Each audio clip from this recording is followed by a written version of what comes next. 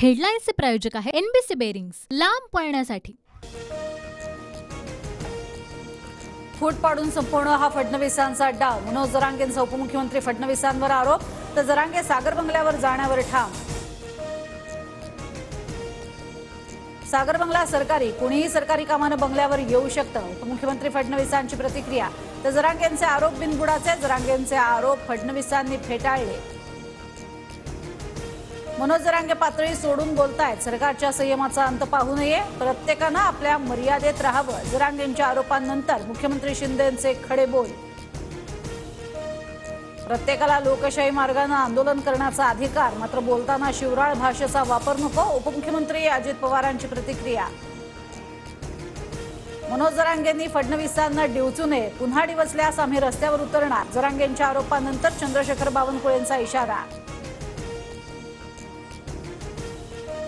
उपमुख्यमंत्री देवेंद्र फडणवीसांवरील आरोपांचं समर्थन होऊ शकत नाही, हे आरोप खोटे आणि बिनबुडाचे, भाजप नेते आशिष शेलारांची प्रतिक्रिया।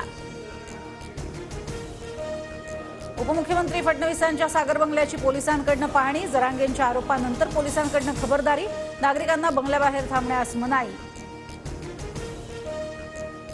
सत्ताधाऱ्यांनी समाजात फूट पाडली हे आम्ही वारंवार सांगतोय, जरांगेंच्या आरोपांवर विरोधी पक्षनेते विजय वडेट्टीवारांची प्रतिक्रिया, आरोपांच्या चौकशीची ही मागणी।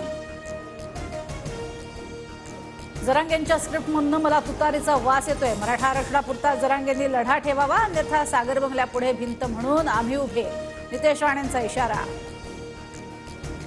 जरांगेंनी प्रामाणिकपणे आंदोलन उभं केलंय, आंदोलनाला वेगळं वळण लावण्यासाठी काही लोक काम करतायत, आरोप करून आंदोलनाची दिशा बदलू नये, बच्चू कडूंचा जरांगेंना सल्ला। उद्यापासून अर्थसंकल्पीय अधिवेशनाच्या पूर्वसंध्येला सरकारच्या चहापानाचा कार्यक्रम, तर विरोधकांचा बहिष्कार। इंग्लंड विरुद्धच्या चौथ्या कसोटीवर भारतीय संघाचं वर्चस्व, दुसऱ्या डावात इंग्लंडचा संघ 145 धावांवर गारद, तर भारताची दमदार सुरुवात, भारताला विजयासाठी 152 धावांची गरज।